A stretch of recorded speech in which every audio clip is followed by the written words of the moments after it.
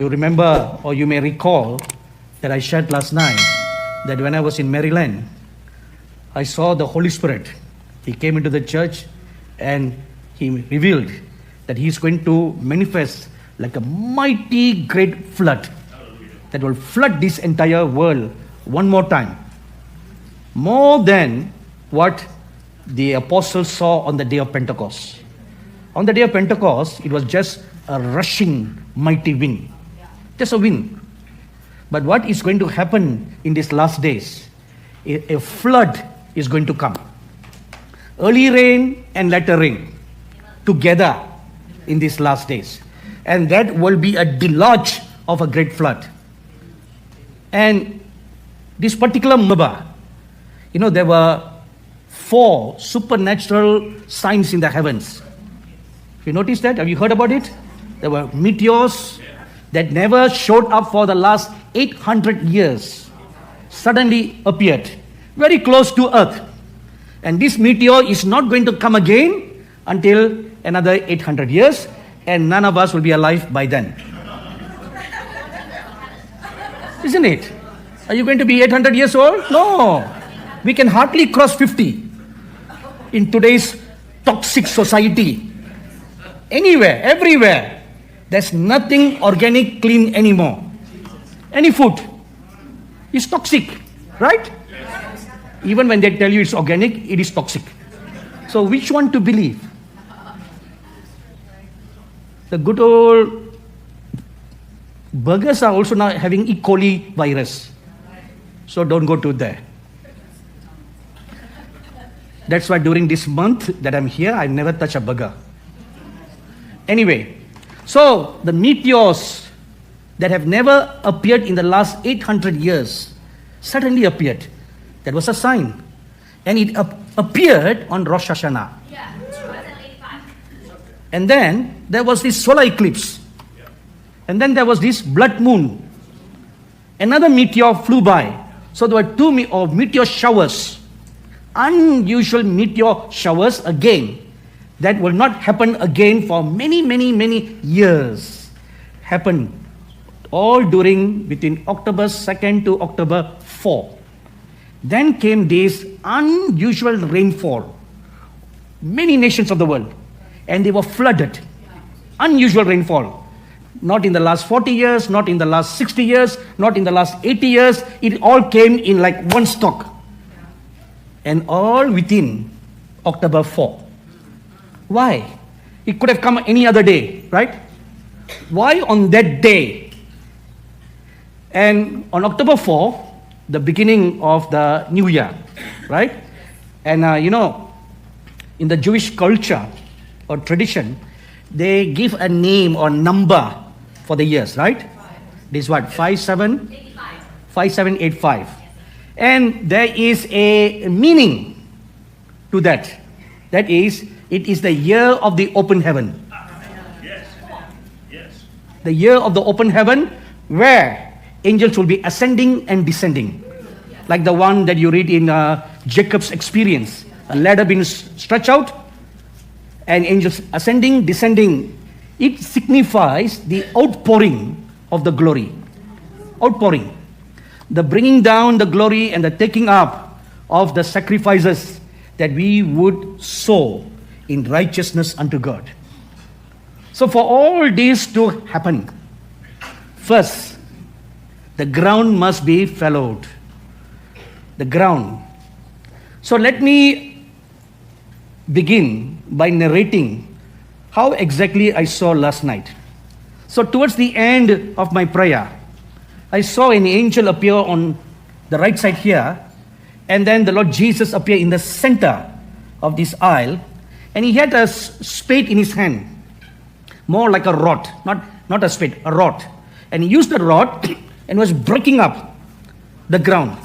So the ground did not look like solid, cemented like we have today, but it appeared like a soil ground.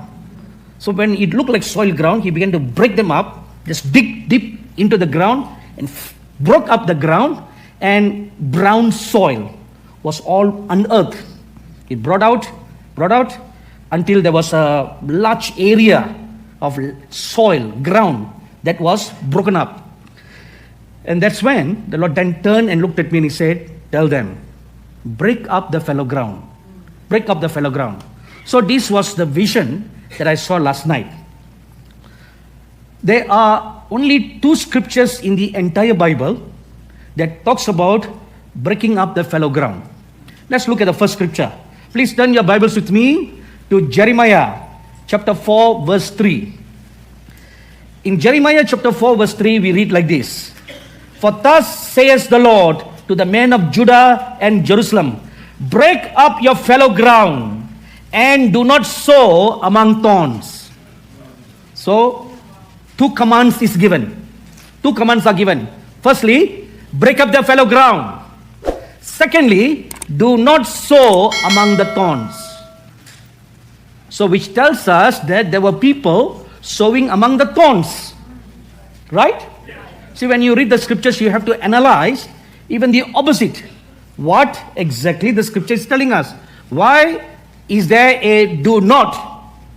Which means there was a doing. Somebody was doing something wrong. Now, as I meditated this scripture, I made some interesting discovery. See, fallow ground, break up the fallow ground. What is a fallow ground? The word fallow ground in the Hebrew is the word nir. N-I-Y-R, nir. And the word nir means plowing.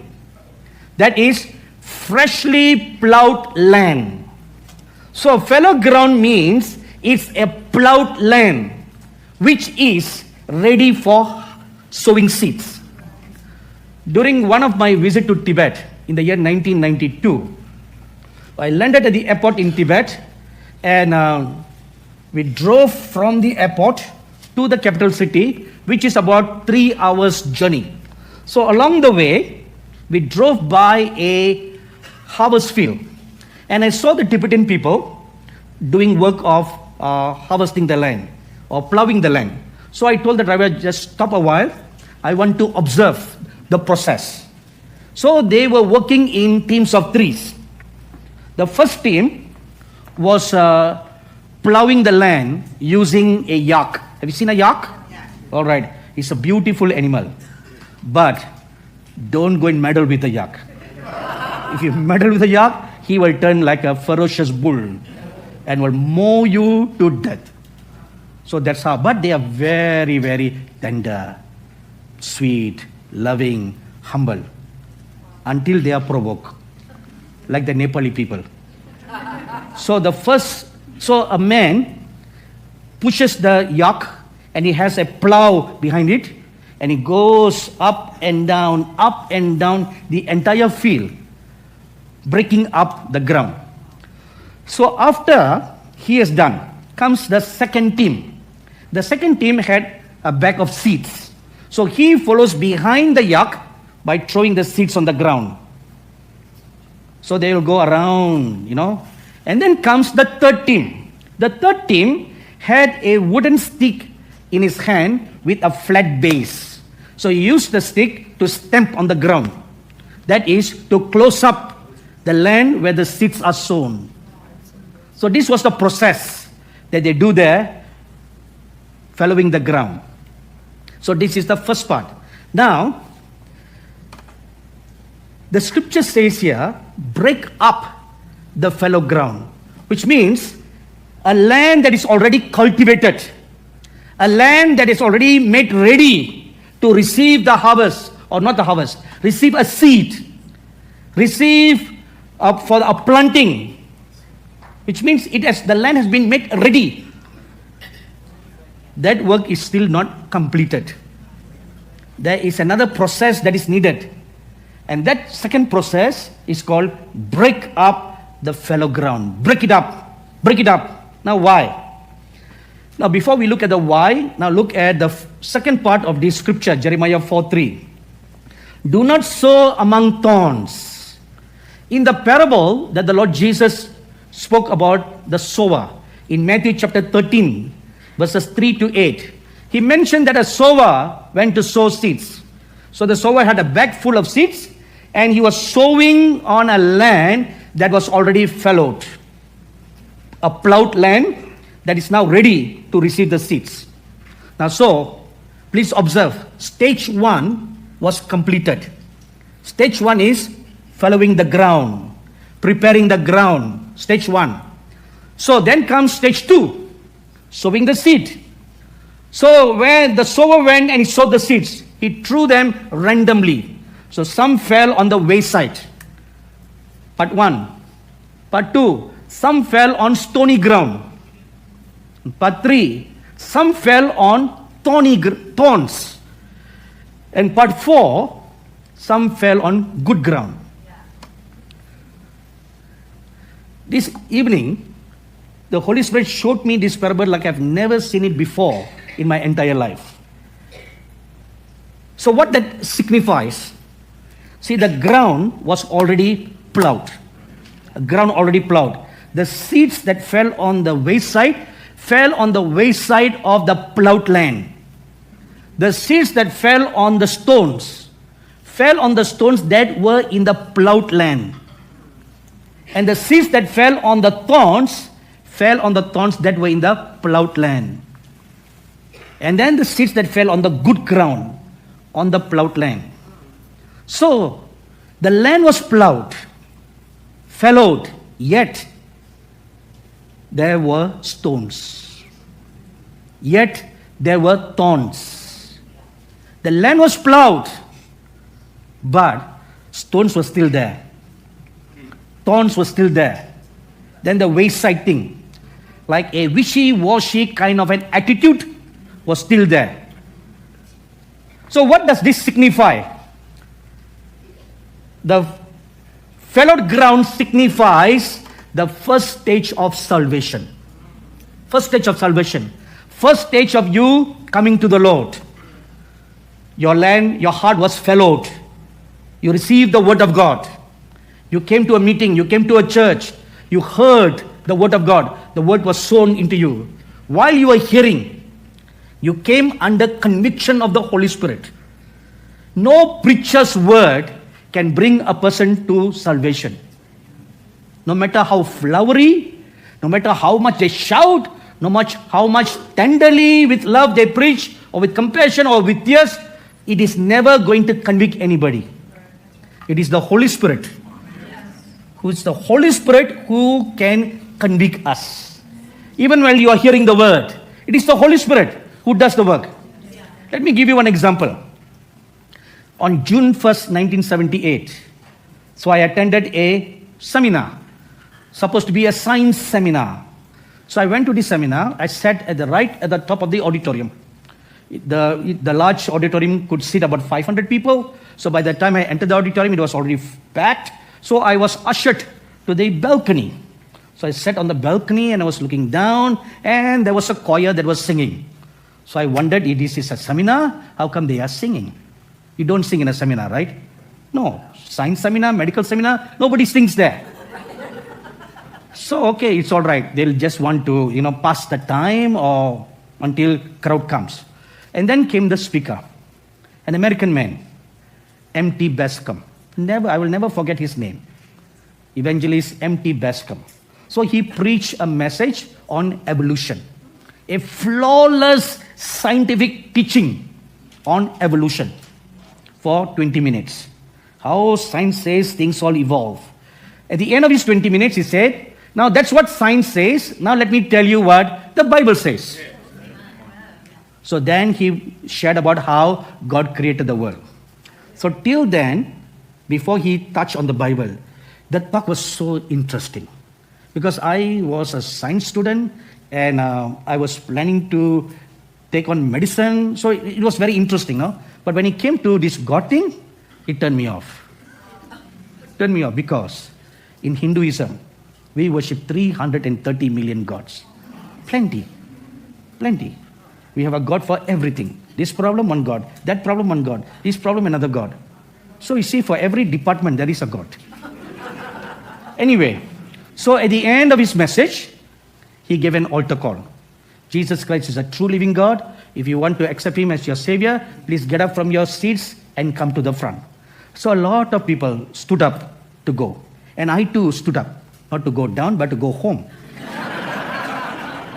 Yeah, like I told you there, we worship 330 million gods. What is so special about this one God? Right? Yes. If I accept this one God, it will make the number uneven.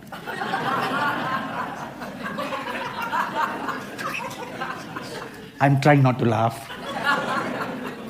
So anyway, people on my right and people on my left was getting up from their chair and they were going and I kind of got stuck.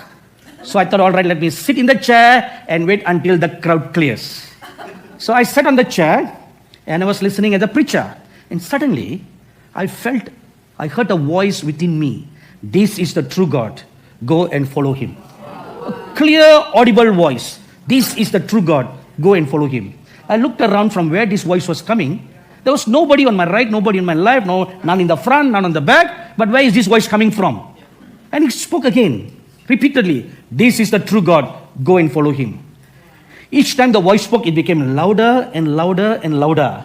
And then I realized the voice was coming from deep within me. This is the true God. Go and follow him. Years later, I found a scripture in 1 John chapter 5, verse 20 that says the same thing. This is the true God. Go and follow him. But I would not go because I was a stubborn Hindu. Why go and take this true God? Then what happened to my gods?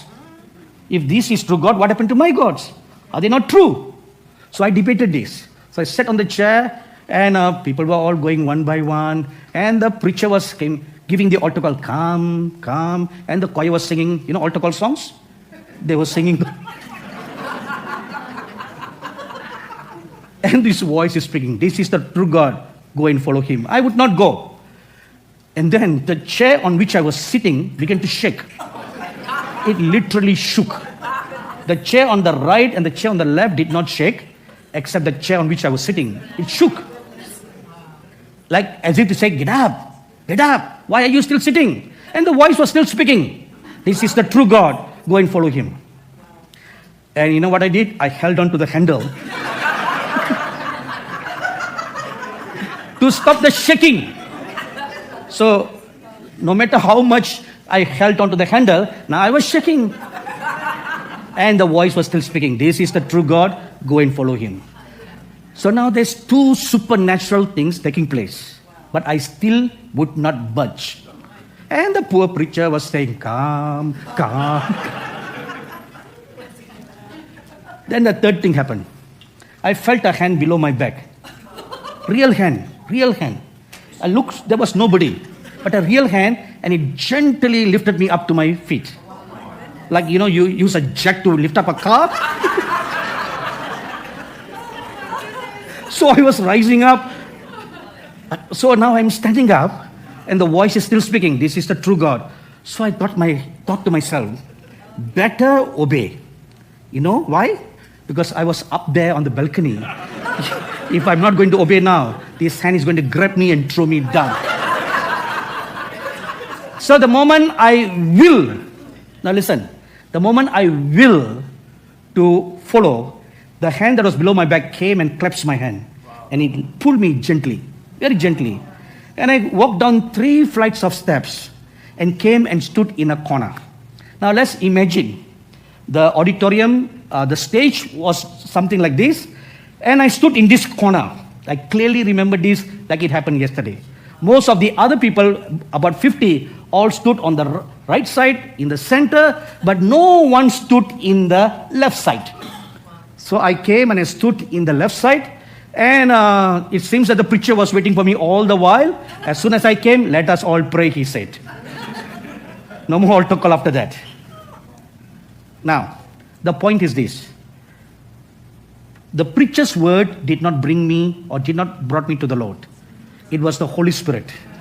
Through the inner voice, through a supernatural sign, he brought me to the cross. So only the Holy Spirit can do the work. No man's flowery word. That is why the Apostle Paul said, it is not our preaching, but the power of the Holy Spirit. The demonstration of the power of the Holy Spirit, that is the power of the gospel. Amen. That is the power of the gospel.